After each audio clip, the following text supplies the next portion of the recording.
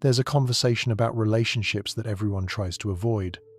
We're taught from childhood, forgive, give second chances, love conquers all. But let's be frank, there are actions that don't just hurt, they burn relationships to the ground. To forgive them is to commit an act of self-destruction. There are behaviors so toxic that accepting them means agreeing to lose yourself, piece by piece. Today, we're going to talk bluntly about those red flags, about the actions a woman takes in a relationship that must be the final straw.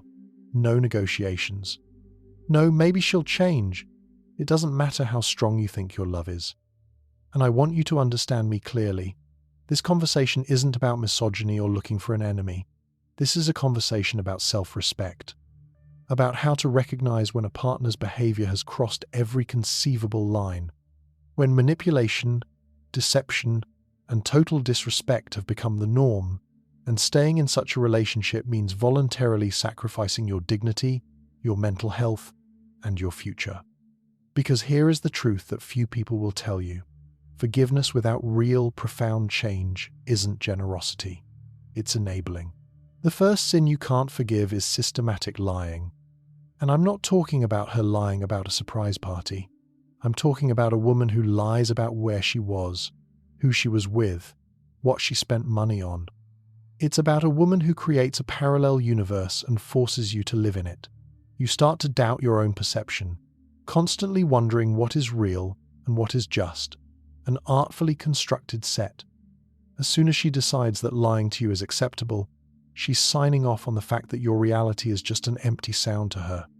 Trust is the foundation, and every single lie, even the smallest one, is a crack in that foundation that will inevitably lead to collapse. I had an acquaintance whose partner lied about everything. Small things at first. I bought this dress on sale. I'm working late. He's just an old friend. He wrote it off as little white lies until he accidentally discovered a loan taken out in his bride name, a secret chat history with her ex, and that she was telling her friends he was controlling to justify her nights out. The lying wasn't the problem.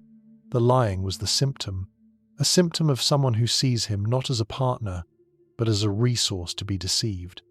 This type of behavior doesn't come from nowhere. It's rooted in a deep disrespect and a view of her partner as a tool to achieve her own goals. Chronic liars always test boundaries. She watches your reaction closely, and your every silence or reluctance to make a scene is seen as permission for a more brazen lie. Today, she lied that the coffee cost $2 when it was $7. You said nothing, it's not worth fighting over. Great. You gave her the green light. Tomorrow, she's at her mum's, but she's really at a bar with friends. A month later, she's just texting someone she's clearly having an emotional affair with. Every lie you swallow proves to her your trust is worthless. Ultimately, you're left in a relationship not with a real person, but with a ghost whose words and actions are impossible to verify, and you lose your peace of mind forever. The second thing you can't forgive women for is public humiliation, disguised as humor. You know exactly what I'm talking about.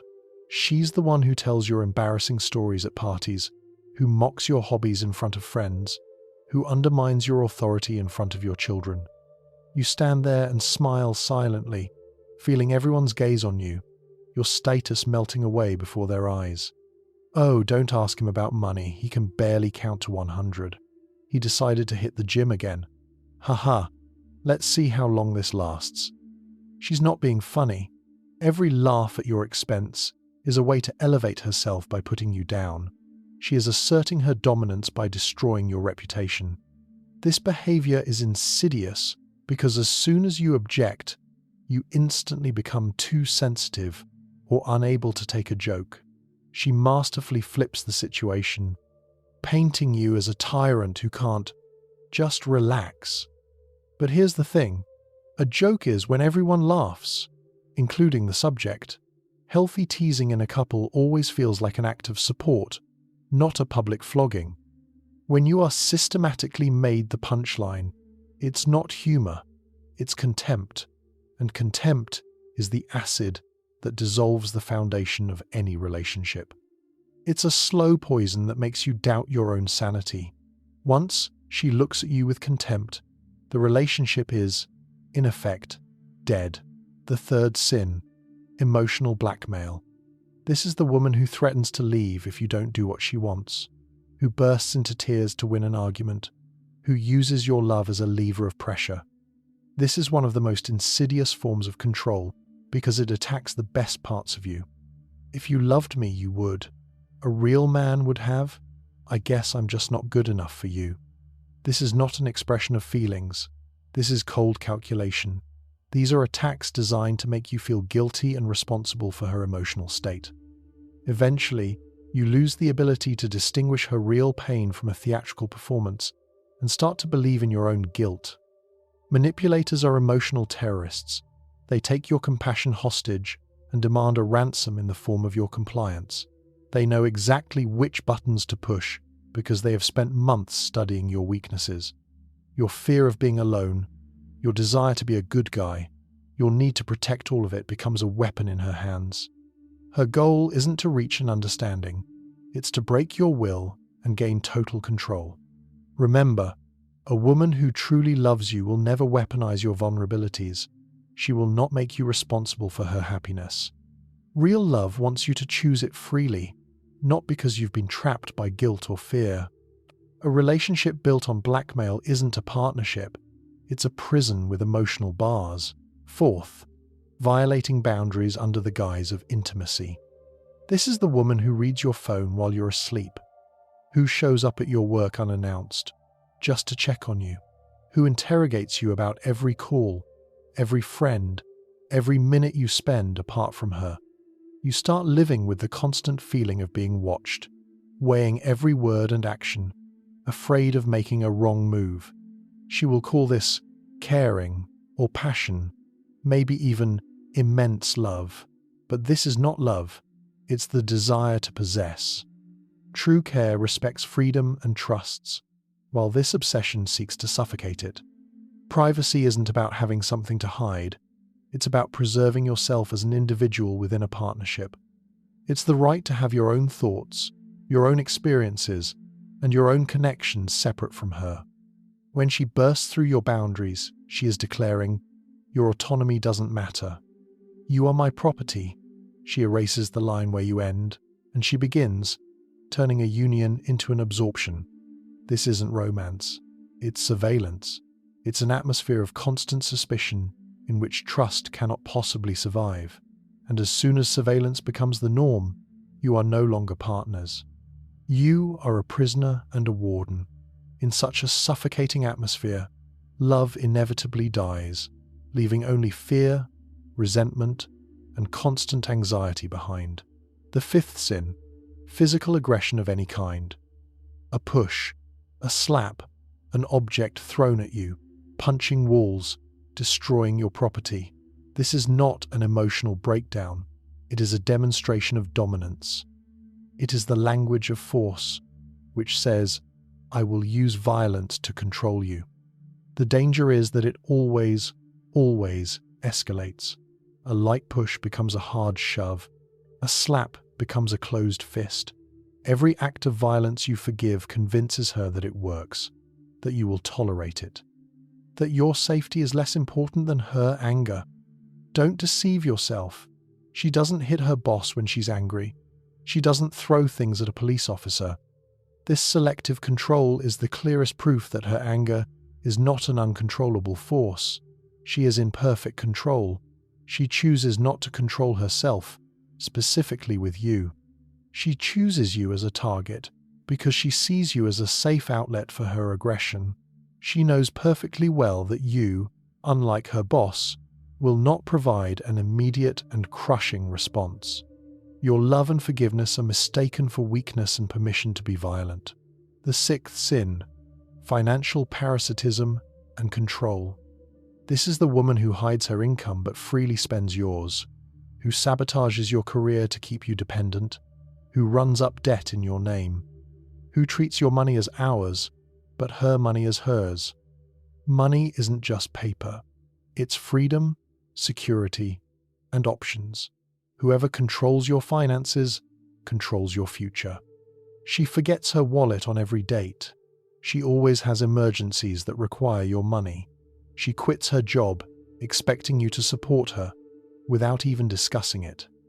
And when you try to set boundaries, she accuses you of being greedy. We're a couple. Don't you trust me? This emotional blackmail is a classic tactic to make you shut up and feel guilty. You start to feel less like a partner and more like a walking ATM, whose primary function is to cover her expenses. Gradually, your own goals and dreams are pushed aside because all your resources are being diverted to maintain her comfort. A healthy partnership is built on transparency and shared planning, not manipulation and hidden accounts. But a couple implies reciprocity and consent, not unilateral consumption. Seventh, what you can't forgive: deliberate isolation from your support system. It happens slowly and almost invisibly. She doesn't like your friends. Your family is too toxic and always interfering. Your hobbies take up too much time that belongs to her. She'll frame it as concern, assuring you that they're all just jealous, or I just want us to be closer. Step by step, she cuts off everyone who could offer you support or an outside perspective. You don't even notice how your world shrinks and your phone book empties, and you start justifying this emptiness as the depth of your relationship, until she is your only window to the world. This isn't a search for closeness. This is the elimination of competition. It's a cold, calculated strategy to establish total control over your perception. Isolation is an abuser's best friend. When there's no one around to tell you, hey, this isn't normal, her version of reality becomes the only one. Without feedback from the outside world, you lose your bearings, and her manipulations become your only compass. When you have nowhere to go, leaving becomes almost impossible. Eighth, infidelity. I don't care what modern progressive culture says about it. When a woman cheats, she makes a series of deliberate choices. The choice to flirt, the choice to hide the messages, the choice to meet, the choice to lie to your face, the choice to risk your health, the choice to trample on your trust. This isn't just a physical act. It's a complete nullification of every promise made and the emotional murder of your trust. We were going through a rough patch. You weren't paying attention to me. It just happened. Nothing just happens. All these excuses are just pathetic attempts to shift the responsibility for her conscious choice onto you or the circumstances. Every affair requires planning, lying, and choosing. If there are problems in the relationship, you talk about them. If needs aren't being met, you work on it or you leave. You don't get to keep a backup relationship while holding on to your primary one. A woman who cheats has shown you exactly who she is, a person who will betray you when it's convenient and lie when it's easier. She has proven that her fleeting desires are more important to her than your safety and your peace of mind. The statistics are relentless. Someone who cheats once is 350% more likely to do it again. Believe her the first time. Forgiveness here isn't strength. It's voluntary consent to future pain and the final loss of self-respect. The ninth sin: weaponizing your vulnerabilities. This is the lowest of the low. It's when she uses your deepest fears, traumas, and insecurities as ammunition in a fight. It's a betrayal at the deepest level because you handed her the keys to your soul and she used them to rob you. You told her about your fear of failure. In the next fight, she calls you a loser. You shared painful memories from your childhood. She throws it back at you. No wonder you're so messed up. You opened up about your insecurities. She will strike that exact spot to win the argument. She doesn't care about the truth or solving the problem. She only cares about winning, at any cost, no matter how dirty. When she uses your pain against you, she isn't just hurting you. She is guaranteeing that you will never open up to anyone again. She is teaching you that vulnerability is dangerous and that trust is just handing someone a weapon. This isn't just an argument. It's an act of emotional sadism. She is deliberately aiming for the very places you asked her to protect. Real love protects your wounds. It doesn't poke at them. It creates a safe space to tend to them, not turn them into targets for attack. The 10th sin, the abuse cycle. This is a classic. She destroys you from Monday to Friday, and then puts on a grand performance over the weekend. She screams at you, then buys you a gift. She humiliates you, then cooks a romantic dinner. She breaks you down, and then builds you up just enough to keep you hoping. This cycle creates a trauma bond. In contrast to the horror, the brief periods of love feel like salvation. You get hooked on these good days, not understanding that the very need for recovery means you are being destroyed. You become addicted not to her, but to the adrenaline rush of relief that comes after the storm. You start living in constant tension, trying to predict which version of her will show up today. Healthy relationships don't need recovery periods. The honeymoon phase isn't love. It's resetting the trap. She isn't sorry. She's afraid you'll leave. These romantic dinners aren't remorse. They're a calculated move to confuse you and keep you hooked. And with every cycle, the amplitude grows. The lows get lower, and the good days get shorter. Why men tolerate this? So why do men tolerate this? Often, the insidious mental trap known as the sunk cost fallacy comes into play. A man thinks, I've invested 5 years in her. I can't just leave now. But the truth is, by staying, he won't get those 5 years back. He will simply volunteer to throw away 10 more, sacrificing his future to an already lost past. Closely tied to this is the paralyzing fear of being alone. A man feels that leaving means being left with nothing. But believe me, being alone is far from the worst thing that can happen. The worst thing is being with someone who makes you feel lonely, worthless, and insane every single day, even while they are right next to you. Alone, paradoxically, you finally stop being lonely in your struggle. You can heal, you can breathe freely, you are safe. And, of course, there is always the ruinous hope that she will change. This hope is fed by her tears, her promises, and her explanations about a tough childhood or stress. But explanations are not excuses. Understanding why she does it doesn't make her actions acceptable or any less painful for you. Real change is proven not by words, but by consistent actions, and people don't change because you heroically forgive them. They change because they themselves have made the firm decision to change. The way out. If you recognized your relationship in this description, this is not your fault. You cannot love her into becoming a better person. You cannot forgive her into respecting you. Leaving is not failure. It's an act of supreme self-respect. It's the recognition that some things cannot be fixed.